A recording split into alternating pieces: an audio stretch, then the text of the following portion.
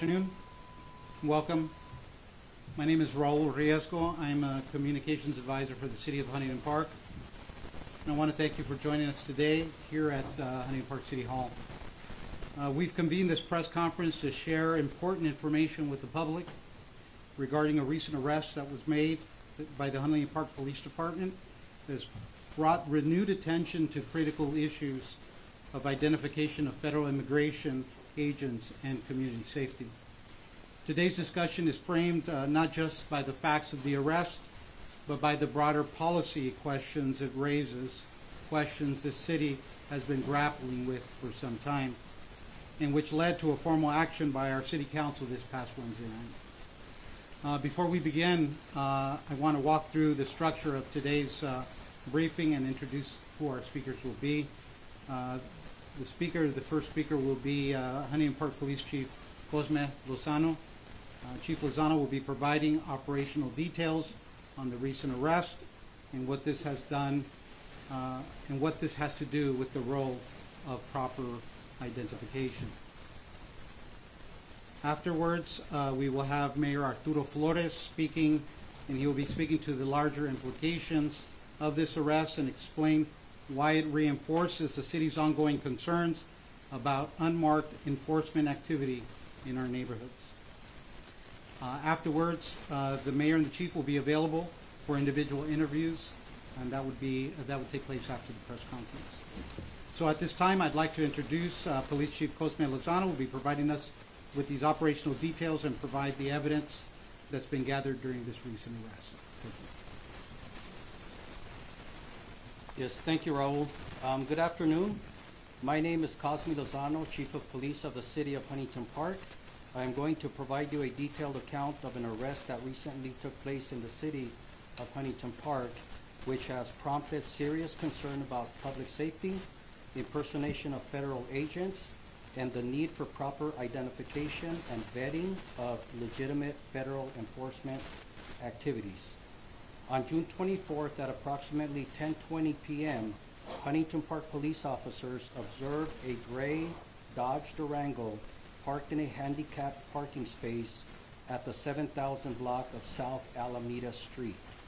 The unoccupied vehicle had no visible handicap placard or rear handicap license plate. The vehicle was also missing the front license plate. Officers proceeded to investigate the vehicle for violations of the California Vehicle Code. Initially, the officers gathered the vehicle might be a plain wrap law enforcement vehicle as they observed two LED light bars hidden under the vehicle's sun visors. They also observed several police-like handheld radios and a firearm magazine inside the vehicle in plain sight. However, upon receiving the vehicle registration information from dispatch, the officers determined the vehicle was not registered to a law enforcement agency. Rather, it was registered to an individual in the city of Los Angeles. The officers then initiated procedures to impound the vehicle for violations of the California Vehicle Code, and as they were doing so, a male individual approached claiming to be the owner of the vehicle. Having learned that the vehicle was being impounded, the individual requested to retrieve items from the vehicle that he claimed belonged to a friend. When questioned by the officers about the police-like items inside the vehicle, the individual claimed he formerly worked as a security guard. The officers continued their investigation and discovered the individual had an outstanding criminal arrest warrant for drunk driving. The officers placed the individual under arrest and proceeded to continue their investigation. During the investigation, officers noted that the individual behaved in a manner indicative of previous interactions with law enforcement. Officers proceeded to search the vehicle incident to the arrest and discovered the following items inside of the vehicle: a loaded 9mm semi-automatic firearm, 2 holsters and additional ammunition for the firearm, 3 cell phones, official-looking documents bearing the heading of Homeland Security Investigations and U.S. Customs and Border Protection, a sheet containing U.S. Customs and Border Protection radio codes, multiple copies of passports not registered under the individual's name, and other miscellaneous items indicative of possible criminal activity. When further questioned, the individual claimed he previously worked for Customs and Border Protection. However, he could produce no valid credentials to validate that. It was later learned that the individual also has a prior arrest record related to human smuggling. Upon the arrest of the individual, he ceased cooperating with our officers and requested legal representation. This investigation is still unfolding, and we will provide additional details as they become available. I would like to take a moment to thank the officers involved in this investigation for their dedication to duty and ensuring the safety of the public. Their work ethic and intuition led to this arrest, and I am extremely grateful for their unwavering dedication to our community. And at this point, I will introduce and turn it over to our Mayor, Arturo Flores.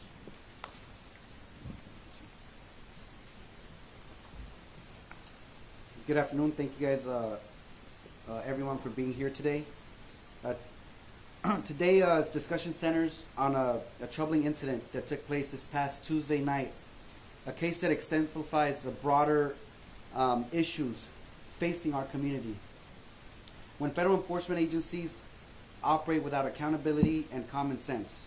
On June 24th, an individual was arrested after officers discovered red and blue lights hidden under the vehicle's visors, multiple police-style radios, a firearms magazine, IHS and CBP labeled documents, and copies of passports in an unmarked vehicle parked in a handicap space without a placard and in the 700 block of South Alameda Street. The registered owner of the vehicle claimed that he used to work for Customs and Border Protection that had no valid credentials. What this individual was doing with those items remains under investigation.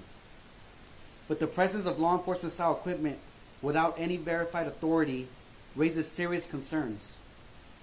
When people cannot trust who is enforcing the law, public safety is undermined and fear begins to take hold.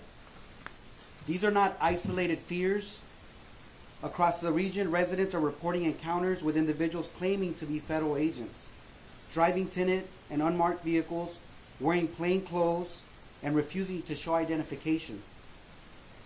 One recent incident prompted a resident to ask, who are these people? And frankly, the vests that they're wearing look a lot like they were ordered on Amazon. Are they bounty hunters? Are they vigilantes?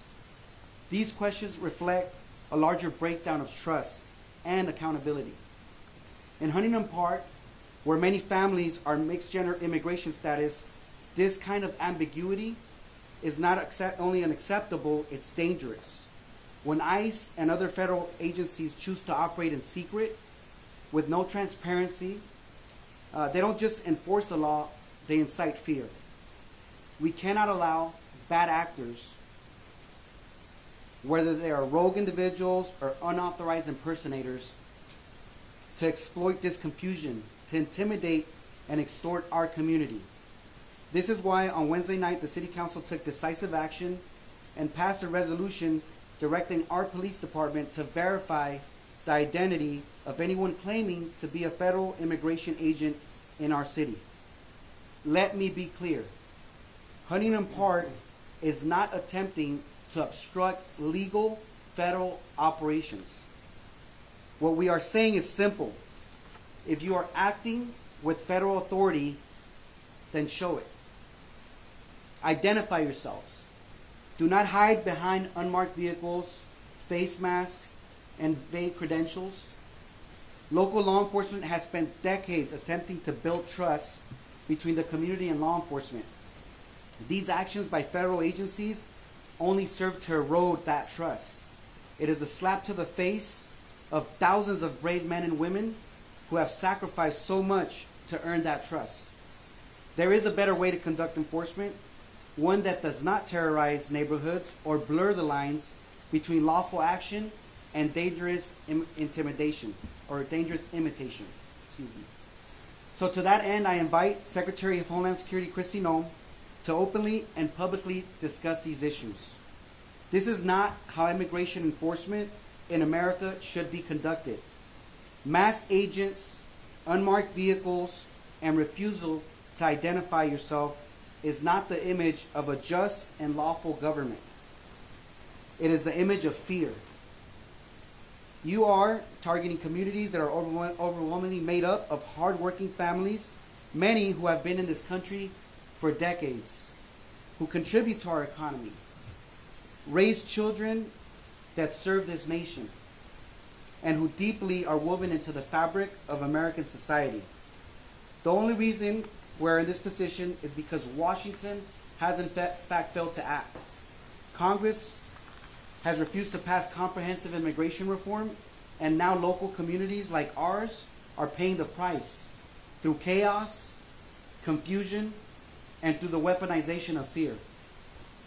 Huntington Park stands for safety, for dignity, and for due process. If federal agents want to operate in our city, they must do so with accountability. Our residents deserve to know who is in our neighborhoods and what authority they have.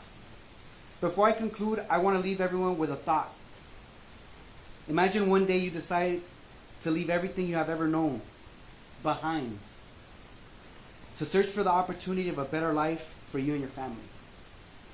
You travel to a foreign land, knowing the risk and the uncertainty that you will face. You arrive in this land and set out working hard, multiple jobs, contributing in ways others would never even dream of considering because it would be beneath their station.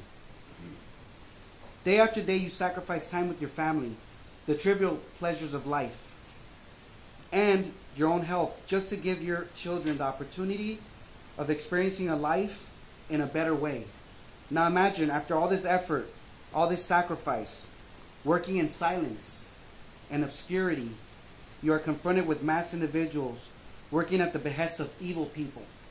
And no, I'm not referring to federal agents, but rather to impersonators that possibly have ties to organized crime. The same individuals that the president for years has claimed have invaded our country. These impersonators intimidate, kidnap, and extort our families, seeking to enrich themselves off the chaos that has been created. You live in fear, seeking help from anyone that will listen, but you can't cry for help. The very people that you would seek are also the ones that are seeking you, for nothing other than the fact that you are not one of them. Imagine a world like that, living in constant threat and fear. Now realize, families in our community are living this nightmare in our country. The United States of America, the land of the free, the home of the brave, the land which I have risked my life to serve in service of. How is this possible? How have we come to this place? How has our government failed so badly? And who can we turn to for help? Who will fight to protect those in our community that are most vulnerable? These are the questions that I leave with you today as I ask that my fellow Americans join me in holding our leaders accountable. Why should good people suffer because of their failures? It's a sad day indeed, but I will never stop fighting for our families, our communities, and our country. Our community has been shaken, but make no mistake about it. Our resolve will not be deterred. May God give us the strength to endure and overcome. God bless each and every one of you, and God bless the United States of America. Thank you.